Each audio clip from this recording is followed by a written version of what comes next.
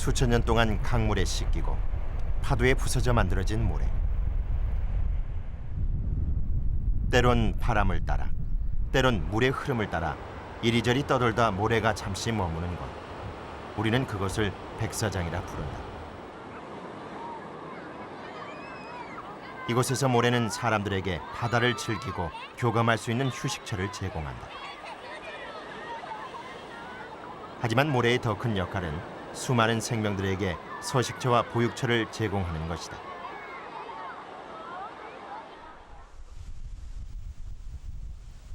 해운대 해수욕장. 파도가 밀려와 모래를 만나는 곳에 많은 폐각들이 쌓여 있는 것을 볼 수 있다. 파도가 끊임없이 조개 껍데기를 밀어 올리는 것이다. 실제로 해운대 해수욕장 모래의 약 40%가량이 이런 폐각으로 이루어져 있다고 보고되어 있다. 그렇다면 이 폐각들은 어디서 오는 것일까?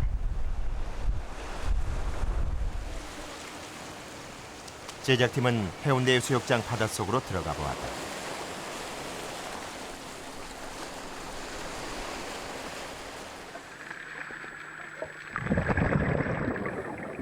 바닷속 모래에는 생명체가 없는 듯 고요하다. 그런데 바닥을 자세히 들여다보니 모래가 숨을 쉬고 있다.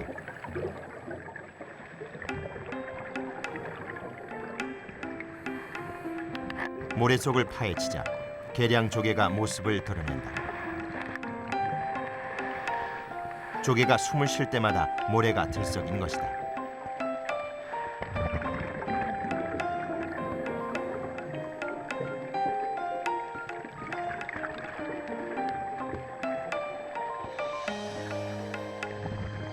해운대 해수욕장 모래 속에는 얼마나 많은 조개가 숨어 있는 것일까? 반경 2m 안에서 모래 속에 숨어 있는 조개를 꺼내어 보았다.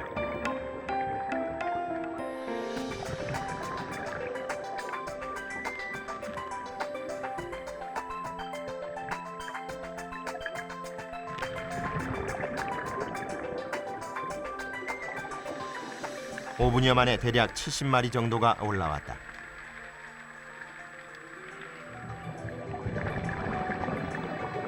웬만한 조개 양식장보다 밀도가 높을 만큼 많은 양이다. 해운대 해수욕장 연안 모래 속은 수많은 계량 조개들이 서식하고 있었던 것이다.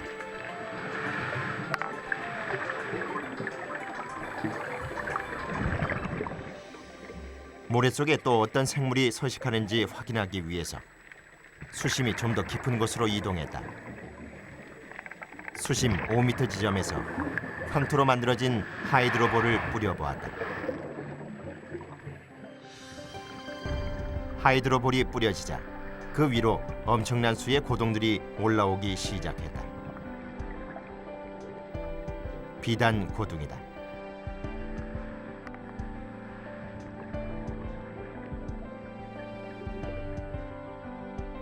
유기물이 많은 하이드로볼이 뿌려지자 먹이를 먹기 위해 일시적으로 올라온 것으로 보인다.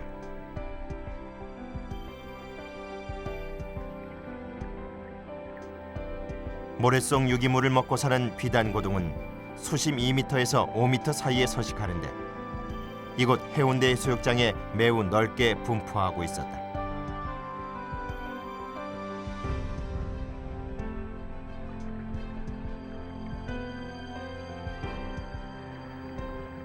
아주 오랜 시간 동안 이 고등과 조개의 폐각은 해운대 해수욕장 모래를 이루는 주요 공급원이 되고 있었던 것이다.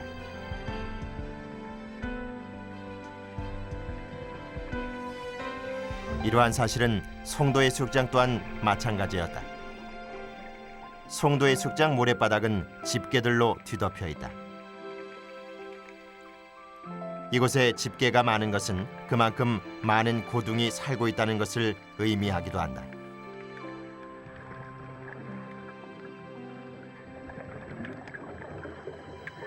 모래 속에서 유령처럼 움직이는 이것의 정체는 큰 구슬 우렁이다. 큰 구슬 우렁이의 주요 먹이는 작은 조개나 고둥인데 조개 껍데기를 녹이는 산을 분비해 고둥의 껍데기에 구멍을 뚫어 그 안에 살만 파먹는다. 큰 구슬 우렁이가 먹이 사냥에 나섰다. 큰 구슬 우렁이가 다가가자 큰 비단고둥은 놀라 달아나고 새끼는 결국 잡아먹히고 만다.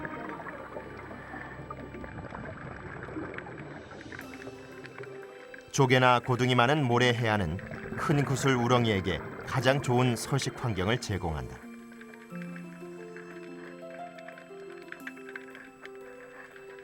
모래 속에서는 무법자처럼 보이지만 폐각 속으로 몸을 둥글게 집어넣은 큰 구슬 우렁이의 실체는 소라나 고둥 같은 폐류에 불과하다. 우리에게는 흔히 골뱅이라고 알려져 있는데 이곳 모래 생태계에서 큰 구슬 우렁이는 가장 위협적인 포식자로 존재한다. 지금까지 해수욕장의 모래는 대부분 하천에서 내려오는 것으로 인식되어 왔지만 이 같은 고둥 폐각들이 해수욕장 모래 성분을 이루는 중요한 역할을 해오고 있었다. 모래는 이렇게 스스로의 생명력으로 모래를 재생산해내고 있었던 것이다. 모래 속에는 폐류 외에도 많은 생물들이 모래를 기반으로 살아간다. 말미잘은 보통 바위에 부착해 생활하는 것으로 알려져 있지만 이처럼 모래 속에다 몸을 단단히 고정시키고 촉수를 이용해 지나가는 조개나 고둥을 잡아먹는 말미잘도 종종 볼 수 있다. 먹잇감이 풍부한 모래바닥은 말미잘에게도 훌륭한 서식처가 되고 있었다.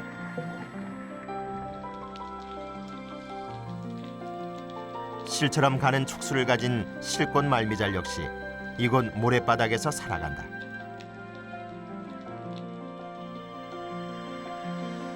꽃처럼 피어있는 이것은 꽃게지렁이다. 물의 흐름을 따라 흔들리는 꽃잎 같은 것을 꽃게지렁이의 방산관이라 하는데 이것은 물속 유기물을 걸러먹을 뿐 아니라 위험을 감지하는 데도 매우 민감하다.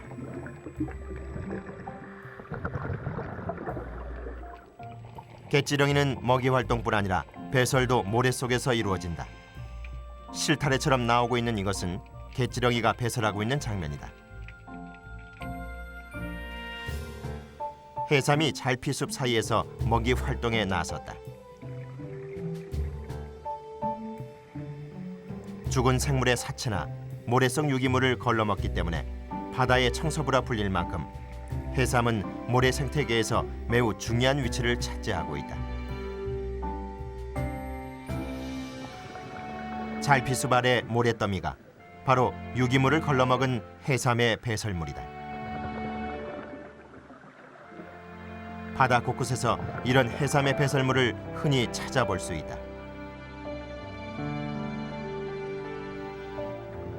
이렇게 해안가 모래 속에는 우리가 알지 못하는 많은 생물들이 그들만의 독특한 방식으로 모래를 이용해 살아가고 있다.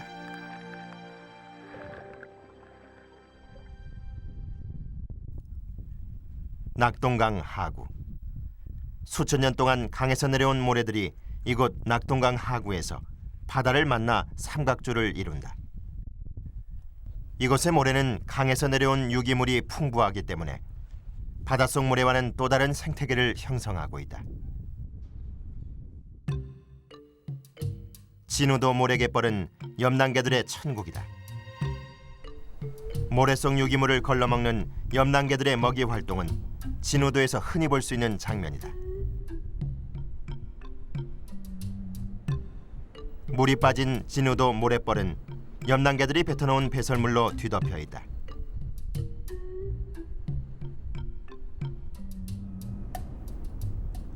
염난개가 있는 아래쪽은 칠개들의 영역이다. 칠개는 물이 채 빠지지 않은 곳에서 모래 표면에 붙어있는 규조류를 긁어먹는다. 몸이 투명해 속이 들여다보이는 이것은 고둥과의 민챙인데 모래 위를 기어다니며 유기물을 먹는 모래벌의 청소부다. 모래에 구멍을 파 그 속에서 생활하는 쏙부치도 연한 깨끗한 모래갯벌에 산다. 모래 속 생물이 이처럼 다양한 것은 모래 입자 사이에 작은 생물들이 살고 있기 때문이다. 제작진은 낙동강 하구 진우도 모래갯벌에서 모래를 1mm의 체에 걸러보았다. 모래를 체에 거르자 단강류인 엽새우류와 등강류가 모습을 드러냈다. 이들이 모래 속을 돌아다니며 모래를 더욱 건강하게 만들어주는 것이다.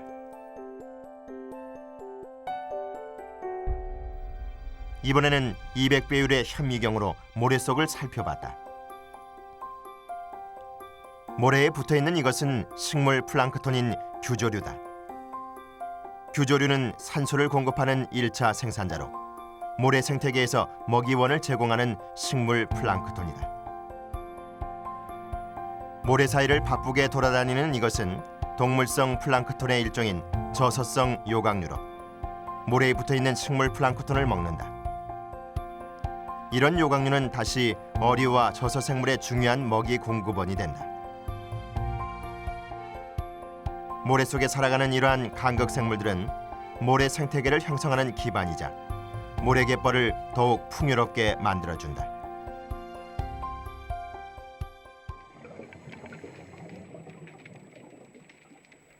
곤소가 모래 속에서 무언가를 먹고 있다.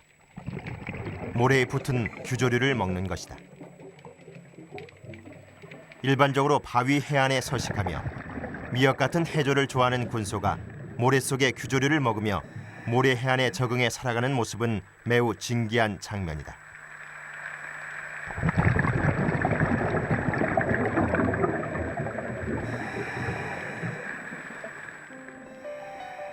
곤소가 잘피숲에다 알을 낳았다. 번식력이 좋은 곤소는 한 달에 약 1억 개의 알을 낳는데 주로 늦봄에서 초여름까지 바위나 해조류 사이에 발견된다. 모래밭에선 잘피숲이 곤소의 산란장이 됐다.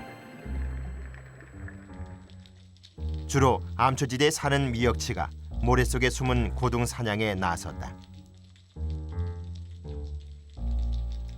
고둥을 통째로 입에 넣은 미역치. 강한 턱으로 고둥을 씹어 속살만 꺼내 먹고 껍데기는 골라 뱉어내 버린다.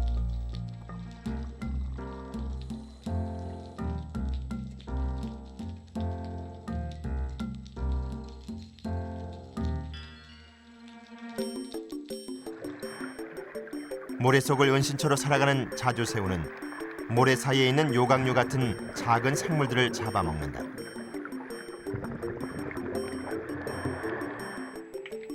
조개 껍데기가 많은 모래 언덕 위에 실량태가 모래와 똑같은 보호색으로 위장한 채 먹이를 찾고 있다.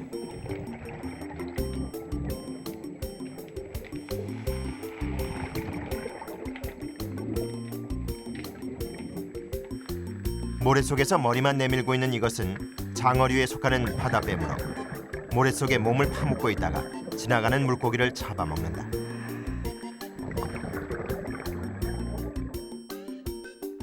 고둥을 좋아하는 올빼미 군소부치 2마리가 영역 다툼을 벌이고 있다.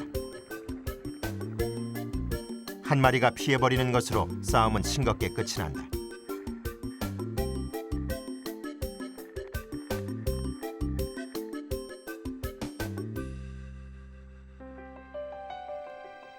올빼미 군소부치는 일반적으로 4월에서 7월까지 산란을 하는데 운이 좋으면 모래벌에서 간혹 올빼미 군소부치의 짝짓기 장면을 볼 수 있다.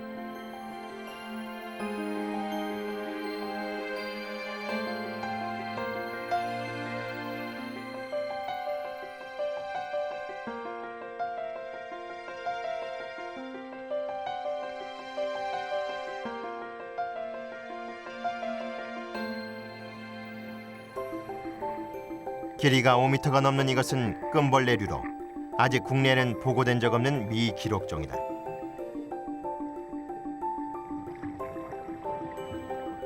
유형동물에 속하는 끔벌레는 입안의 독침을 이용해 모래 생물을 잡아먹는데 제작팀은 국내에서 최초로 남해 상주 해수욕장에서 모래 위를 기어다니는 끔벌레류를 영상에 담았다.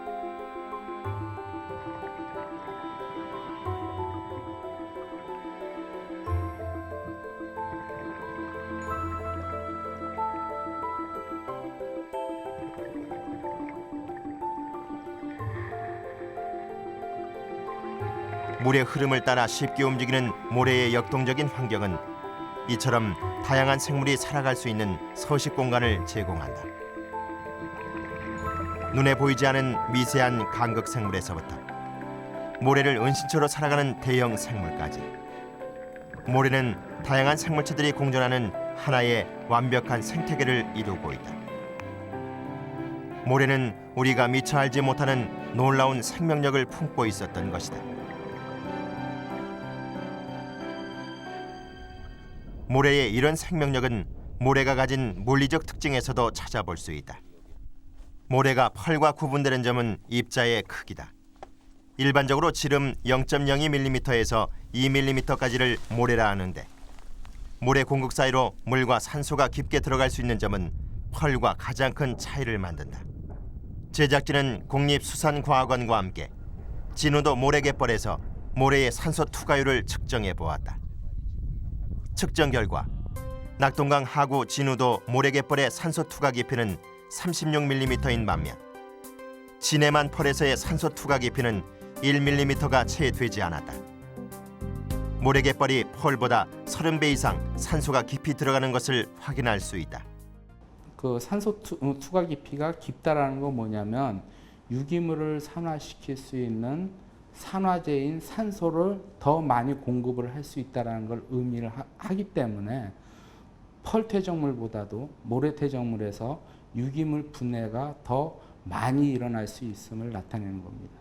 현장에서 측정한 그 여과율을 전체 그 낙동강 하구 면적에 이제 곱했을 때 그 결과치가 부산시에서 운영하고 있는 지금 하수 종말 처리장 아마 9개소인가 7개소인가 되는데 그거보다도 더 높게 나타났습니다. 그렇다면 실제로 모래가 물을 정화하는 능력은 어느 정도일까? 제작진은 해수 담수화 설비를 이용해 물이 모래 입자를 통과하면서 오염물질이 어느 정도 걸러지는지 실험해 보았다. 먼저 모래 입자의 부유물질을 제거하기 위해 수압을 이용해 모래를 깨끗이 씻은 다음 탁도가 높은 물을 흘려보았다.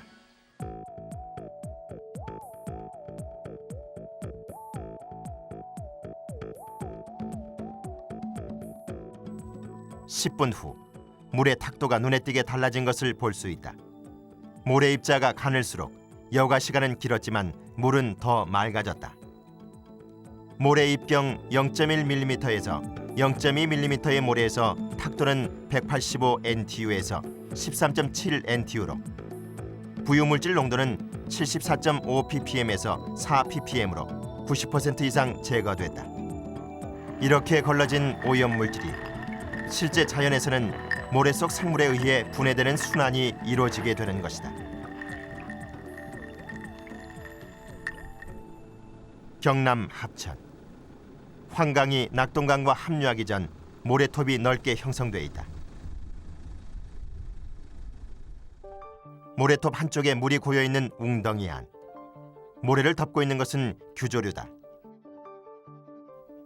규조류는 광합성을 통해 모래 속에 산소를 공급하는 역할을 한다. 물속에 있는 이 작은 공기방울은 모래에 붙어있는 규조류가 만든 것이다.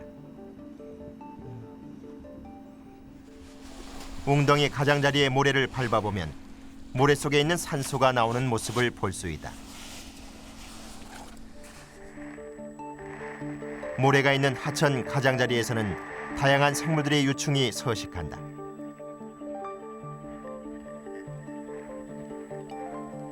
모래나 나뭇잎을 이용해 집을 짓는 날돌의 유충은 2급수 이상의 깨끗한 물에서 찾아볼 수 있다. 동양 하루살이 유충은 물 흐름이 거의 없는 곳 모래 속에 굴을 파고 살며 모래에 붙은 규조류를 먹는다. 이런 유충들과 더불어 모래에 사는 작은 생물들이 하천의 오염물질을 정화하는 중요한 역할을 하는 것이다. 수심은 얕고 모래가 많고 하는 이런 경우에 물론 오염물질 유입도 적습니다만은 상당히 질소나 인을 이 모래를 기반으로 살고 있는 생물들이 소화를 해줌으로써 오염을 굉장히 저감할 수 있는데, 만약 이런 게 이제 수심이 깊어지고 모래가 진흙으로 바뀐다든지 할 경우에는 그런 정화 능력이 현저히 떨어질 수 있는 것이죠. 그래서 있는 생물 때문에 그런 네, 그렇죠. 결국 물하고 생물청하고 우리가 이제 바이오필름이라 그럽니다. 생물막하고 물하고 어느 정도 깊이 교류를 하고 있느냐가 결정하는 거기 때문에 수심이 뭐 10m라든지 8m라든지 이렇게 깊어지게 되면 정화능이 당연히 떨어질 수밖에 없는 것이죠. 강물이 굽이쳐 유속이 느려지는 곳에는 항상 모래가 퇴적된다. 강에 형성된 모래톱은 수천 년 동안 강물이 흘러 만들어낸 시간의 유산이다. 하천 생태계에서 모래는 그 오랜 시간 동안 강물을 정화하는 역할뿐 아니라 많은 모래 생물들의 서식처가 되어 왔던 것이다.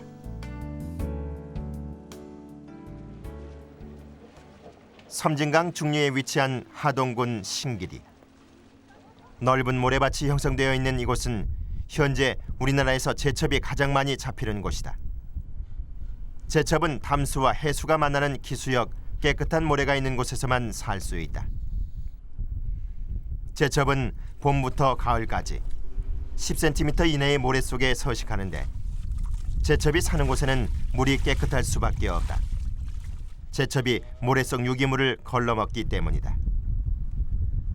모래 속을 오가며 성장과 발육을 하는 제첩에게 모래는 생존을 결정하는 매우 중요한 환경이다. 민물과 갱물이 염도가 맞으면 자연적 제첩이 싹 생기게 됩니다. 그리고 천연적인 또 모래가 있어야만 제첩이 생기지 모래가 아니면 생길 수가 없어요. 제첩이 살아를 못합니다. 그래서 우리 이제 섬진강이 첫째 조건 모래, 물 그렇습니다. 그런데 제첩잡이는 보통 3월부터 10월까지 이어지는데 섬진강 사람들은 제첩잡이로 생계를 이어간다. 그러나 불과 20-30년 사이 섬진강에서 나오는 제첩은 그 수가 10분의 1로 줄어들었다. 섬진강에서 모래 채취와 준설을 하고 난 다음부터 일어난 일이다. 지금까지 섬진강 하구에서 채취된 모래의 양은 약 3,400만 톤으로 이는 섬진강 하구에서 15km 상류까지 5m 깊이로 모래를 채취한 것에 해당한다. 30년 전 섬진강에서 제첩은 강과 바다가 만나는 망덕 지역에서부터 넓게 분포되어 있었다. 그러나 이곳에 모래 채취와 준설이 이루어지자 수심이 깊어지면서 바닷물이 올라와 제첩의 서식지도 점점 강 상류로 올라가게 되었다. 지금은 망덕에서 15km 떨어진 하동군 신길이에서 주로 제첩잡이를 하고 있다. 저 부위는 그냥 전부 지금 모래래요. 모래가 돼가 있고 이제 저쪽으로만 강이 형성이 돼가 있었는데 그 당시에 강도 물도 참 깨끗했지. 지금 모래가 그럼 다 어디 갔습니까? 전부 채취했지. 근데 채취한 목적은 그게 어떻게 그 형성이 돼 있냐 그러면 이제 비가 오면 홍수 나거든요. 홍수 나면 지방 범수 이제 범람 온다 이래 가지고 그걸 모래를 채취를 했었는데 그게 물론 조건은 그리 달았겠지만 해도 우리 주민들 볼 때는 그게 아니었었거든. 그 모래를 살려서 해야 돼요. 그 모래 다 채취하니까 이제 바닷물이 올라오는 거지. 제첩은 이제 아예 없고. 제첩은 뭐 한 10분의 1 정도밖에 안 되지. 그 전에는 모욕으로 들어가면 밟으면 발이 아파요. 제첩 때문에요? 네. 그런 형성이 돼가 있었는데 지금은 뭐 완전 변질이 돼. 하구 쪽으로 대부분의 강이 막힌 우리나라에서는 그나마 섬진강이 제첩을 잡을 수 있는 거의 유일한 곳으로 남아있다.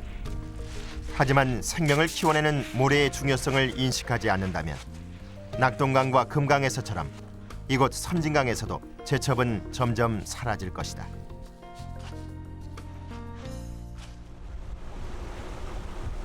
일본에서 7번째로 큰 호수 신지호. 이곳은 일본 최대의 제첩 생산지다. 이곳 사람들은 제첩 조업권이나 매년 잡을 수 있는 제첩량을 제한하는 등 제첩을 보호하기 위한 여러 가지 제도를 마련하고 있다. 신지호 사람들에게 제첩은 수익을 올리는 매우 중요한 자원이기 때문이다.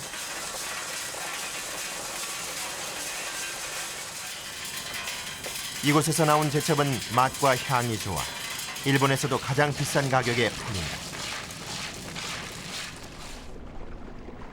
제작진은 신지호 내에서 특이한 광경을 목격할 수 있었다. 강 입구에 퇴적된 모래를 파내고 있는 것이었다. 모래가 있는 곳에 사는 제첩의 서식지를 넓히기 위해 모래를 이동시키는 것이라고 한다. だから今この場に砂たくさん溜まってるけど他に砂がない場所ができてるからでヘドロが溜まってるとこあるからそこへ持ってってヘドロの上にこうかぶせて副作言うんだけどそこの固定の性質を良くするために入れるわけで性質が良くなればシジミもそこで増えるいうことシジミを作るためでなくて国はこれ宍道湖の環境特にそこに溜まったヘドロの対策で砂を持っていくんだけど結果としてそこでまたシジミが増えるようになる下がヘドロだとシジミは増えないんだけど下が砂になればそこでまたシジミが増える。 강물이 내려오는 곳에 쌓인 모래를 상대적으로 펄이 많은 지역으로 옮기면 그만큼 모래 지역이 넓어지고 이는 곧 제첩이 살 수 있는 면적도 넓어진다는 것이다. 신지호 사람들은 제첩잡이로 1인당 연간 1억 원 이상의 수익을 올리고 있다. 모래를 잘 관리하는 일이 제첩의 수확량을 늘리는 지름길이라는 것을 알고 있는 것이다. 제첩의 생장에 있어 모래 환경이 얼마나 중요한지를 말해주는 부분이다. 30년 전만 하더라도 우리나라 강과 하천 어디에서나 모래는 쉽게 볼 수 있었다. 그러나 최근 몇십 년 사이 강의 모습이 바뀌고 있다. 모래가 레미콘 등 각종 건축 재료로 활용되면서 모래가 사라지기 시작한 것이다. 강모래가 사라지면 생태계에도 변화가 일어날 수밖에 없다. 모래 채취나 준설은 강 생태계에 어떤 영향을 주는 것일까? 준설이 이루어진 곳과 자연 하천에서 하천의 저질이 어떻게 다른지 비교해 보기로 했다. 낙동강 하구뚝에서 상류 2km 지점. 이곳은 매년 준설이 이루어지는 곳으로 작년 10월 마지막 준설이 이루어졌다. 물속으로 들어가자 앞이 보이지 않을 정도로 캄캄하고 바닥은 미세한 펄층이 두껍게 퇴적되어 있었다. 수십 6m의 바닥 모래는 산소가 공급되지 않아 시꺼먼 유기물 퇴적층이 2cm 이상 쌓여 있다. 준설을 하지 않은 곳은 어떨까? 낙동강 중류 남지 지역. 수심 1.5m 지역에서 똑같은 방법으로 모래를 채취했다. 두 지역의 모래는 눈으로 보기에도 쉽게 구분될 정도로 확연한 차이가 난다. 실제 준설 지역과 아닌 지역의 모래 속 유기물 함량을 비교해 보니 낙동강 하류 준설 지역에서 표층의 경우 약 3.3%로 준설된 지역이 준설되지 않은 곳보다 유기물 함량이 10배 정도 많은 것으로 나타났다. 3.3%라는 것 자체가 상당히 높은 그 유기물 농도를 나타내고 있죠. 특히 이제 보통 뭐 갯벌의 그 시꺼먼 흙 같은 경우 이제 뭐 2에서 3% 정도의 유기물을 보이기 때문에 낙동강 하구뚝 안쪽 같은 경우 그 지역이 그 준설이 된 지역인데요. 준설이 됨으로써 그 지역의 그 물의 흐름이 약해지고 정체됨으로써 그 지역의 유기물이 그 좀 축적된 걸로 보여집니다. 이렇게 유기물이 축적되면 그 유기물이 분해되면서 산소를 소모할 수 있고요. 그 다음에 그 분해되는 과정에서 영양물, 우리가 소위 영양염이라고 하는 물질들이 나와서 부영양화에 기여를 하게 되죠. 게다가 이제 수심이 깊으니까 그런 소위 무산소층, 그 저산소층 그런 것들이 그 일어날 확률이 좀 높아지게 됩니다. 하천에서의 준설과 골재 채취는 강의 생태계를 파괴할 뿐 아니라 해양으로 공급되는 모래의 이동을 차단하기 때문에 해양 생태계에도 직접적인 영향을 미친다. 게다가 1990년대 중반부터 2000년대 초반까지 연안에선 엄청난 양의 모래가 채취되었다. 육지 근처 연안에서의 모래 채취는 해안 곳곳에 심각한 부작용을 야기시켰다. 우리나라에서 모래 채취가 가장 많이 이루어진 곳 중 하나인 전남 신안군 임자도. 30년 가까이 진행된 해사 채취로 도로가 유실되고 해안선이 침식되는 등 심각한 상황이 벌어졌다. 2000년 제작진이 이곳 임자도를 찾았을 때는 유실되는 모래를 막기 위해 해안에 옹벽을 쌓는 작업이 한창이었다. 그로부터 8년 뒤 임자도 대광해수욕장은 전체 12km의 해안 중 절반이 옹벽으로 덮여 있었다. 그리고 지금도 옹벽이 없는 곳에는 침식이 계속 진행되어 옹벽 축조 작업을 계획하고 있다고 한다. 또 방파제를 해놓은 이유가 모래가 유실된 줄 알면서도 방파제를 해놓은 이유가 지금 바로 산 뒤에가 바로 농작물이 있습니다. 예, 농작물이 있기 때문에 모래가 유실된 줄 알면서도 어쩔 수 없는 상황에서 지금 방파제를 할 수밖에 없어요. 그래서 방파제를 안 하게 되면 물이 수위가 올라가고 이렇게 하다 보면 바로 농작물 피해가 있기 때문에 그래서 이제 방파제를 많이 지금 해놓습니다. 이곳 신안군에서는 해안선 침식으로 2002년부터 해사 채취를 전면 금지시켰지만 침식은 계속 진행되고 있었다. 그 당시 약 1.5m 높이의 옹벽은 현재 2m를 훌쩍 넘겼다. 8년 사이 모래가 약 1m가량 더 침식된 것이다.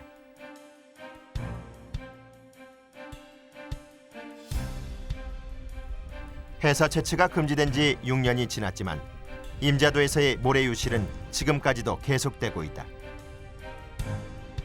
이러한 해안 침식은 신안군 거의 전 지역에서 일어나고 있었다. 목포에서 백길 따라 60여 킬로미터를 가면 우리나라에서 가장 큰 모래 언덕을 볼 수 있는 우이도가 있다. 마치 모래 사막을 연상케 하는 이곳은 바다에서 올라온 모래가 다시 바람에 의해 만들어진 우리나라 최대의 풍성 사구다. 하지만 80m 높이의 거대한 해안 사구가 있는 우이도 역시 해안 침식의 영향으로부터 벗어날 수 없었다. 여기서 지금 보이는 등선에서 한 6, 7m 올라갔어요. 그리고 이걸 한 90도 간격으로 해서 애들이 서가지고 내려가다 서지를 못했어요. 바로 저 밑에까지 나가고 저 아래 돌멩이가 하나도 안 보였었죠. 옛날에는 이게 이제 겨울에 바람이 불어서 이렇게 산처럼 쐬었다가 또 여름에 맞바람이 불면 맞바람이 이제 남풍이 불면 다시 또 이렇게 쫙 저놈으로 넘어갔다. 이게 교대로 그랬었거든요. 그랬는데 저도 이렇게 고향에 와서 보면 안타까워요. 옛날 그 모습이 안 있고 그래서 참 안타깝습니다. 우이도 모래 언덕의 침식 현상은 인근 해역에서의 해사 채취가 그 원인이다. 1980년대부터 지금까지 신안군 일대에서 채취된 모래는 약 5천만 톤으로 이는 우리나라 전체가 2년 동안 쓸 수 있는 바다 모래 양이다. 육지나 섬 근처에서 진행된 해사 채취는 바닷속에 큰 웅덩이를 만드는데 이 웅덩이를 메우기 위해서 인근 해안의 모래가 유실되는 것이다.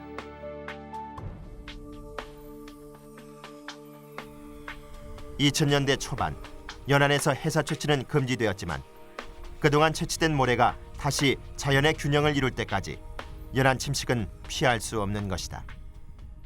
모래 채취가 거의 주범이다라고 볼 수 있습니다. 예.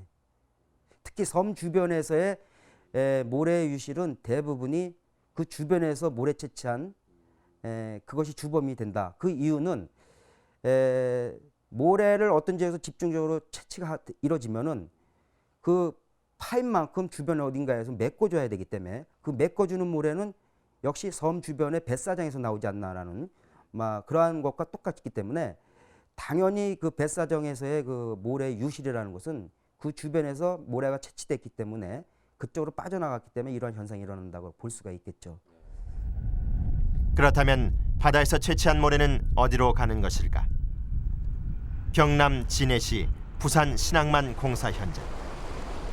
이곳에선 남 컨테이너 부두를 만드는 작업이 한창 진행 중이다.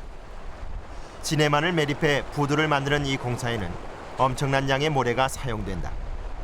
집안을 다지기 위해서다. 신항만 매립을 위해 사용되는 집안 모래만 약 8천만 톤에 이른다. 이는 여의도 면적의 10m 높이로 모래를 쌓은 것과 같은 양이다. 모래는 이렇게 매립을 위한 집안 다짐용뿐 아니라 도로를 만들고 빌딩을 세우는 등 우리가 사는 도시 구조물 전체에 쓰이게 된다. 모래가 왜 중요하냐 하는 거는 우리 그러니까 여러분들이 서 있는 아니면 지금 현재 위치하고 있는 지역 주위를 둘러봤을 때 모래가 안 들어간 시설이나 물건은 거의 찾아볼 수가 없을 정도로 많이 쓰이기 때문에 정말로 중요한 거죠. 정말로 중요한 거죠. 그러니까 우리 주위에 모든 시설이 다 모래가 안 들어간 시설이 없다 이렇게 보시면 돼요. 그렇기 때문에 모래의 절대량을 확보하는 것이 얼마나 중요하다 하는 걸 알 수 있죠. 통영 욕지도에서 동남쪽으로 50여 킬로미터 떨어진 이지 지역. 이곳에서 채취된 모래는 전부 부산 신항만 집안 다짐용으로 들어간다. 연안의 해사 채취로 연안 침식과 어류 감소 등의 환경 피해가 일어나자 연안에 피해를 주지 않는 이지에서 모래를 채취하게 되었다. 이곳의 모래는 아주 오래전 섬진강에서 내려온 모래가 쌓인 것이다. 지금으로부터 약 8,000년 전에는 해수면이 지금보다 80m가량 낮았다. 섬진강 줄기는 여수만을 거쳐 현재 모래가 쌓여있는 욕지도 동남쪽 약 50km 지점까지 흘렀다. 그리고 하구를 형성한 이곳에 모래가 쌓이게 된 것이다. 지금 채취하고 있는 모래는 해수면이 다시 상승하기 전까지 섬진강 하구에 퇴적되었던 모래다.